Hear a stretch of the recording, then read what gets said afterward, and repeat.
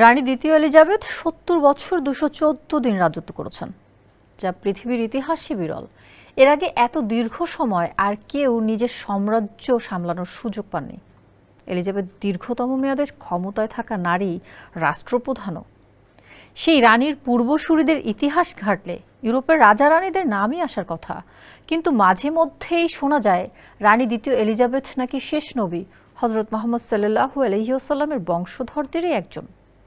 এমন দাবি কতখানি সত্য ইতিহাসের পাতা ঘেঁটে জানাচ্ছেন আহমদুল্লাহ শিকদার।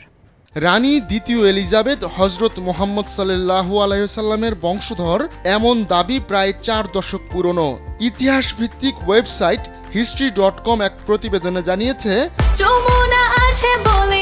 যমুনা রেফ্রিজারেটর, খাবার ফ্রেশ তো লাইফ জম্পেশ।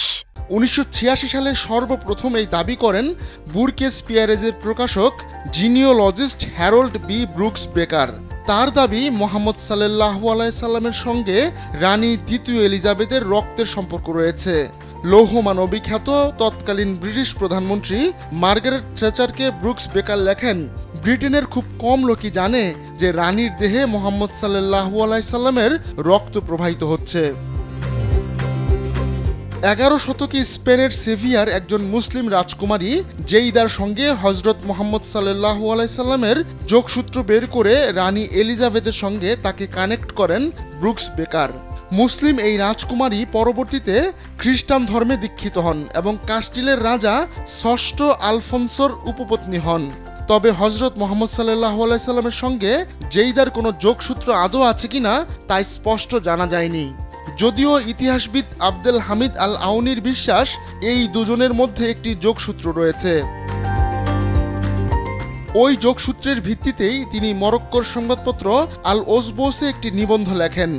ওই নিবন্ধে ইতিহাসবিদ আল আউনি জেইদাকে ভিত্তি করে 43 প্রজন্ম পেছনে মুহাম্মদ সাল্লাল্লাহু আলাইহি সাল্লামের সঙ্গে রানী দ্বিতীয় এলিজাবেথের যোগসূত্র স্থাপন করেন। নিজের দাবির ব্যাপারে আল আউনি এতটাই আত্মবিশ্বাসী ছিলেন যে দ্য ইকোনমিস্টকে তিনি বলেন, এই যোগসূত্র দুই ধর্ম এবং রাজত্বের মাঝে একটি সেতু তৈরি করেছে। ব্রুকস বেকার যে দাবি করেছেন তার সত্যতা নেই। বলা হয়ে থাকে, ব্রুকস বেকার সবসময় আকর্ষক মন্তব্য করতেন, যার অধিকাংশই ভুল প্রমাণিত হয়েছে।